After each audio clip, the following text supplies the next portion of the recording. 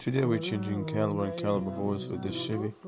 First of all, we'll take the old caliper out using 13mm socket, and then we make sure release the oil hose from body of the car frame, especially in this top one. Careful with it.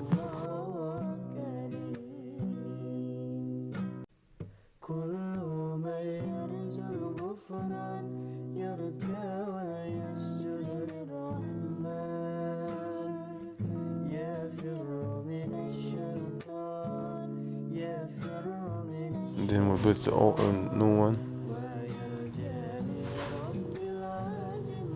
tighten it, and then we put the hose. Make sure we put 2 rings before and after the hose to hold the oil, and that's it. After that we can bleed it.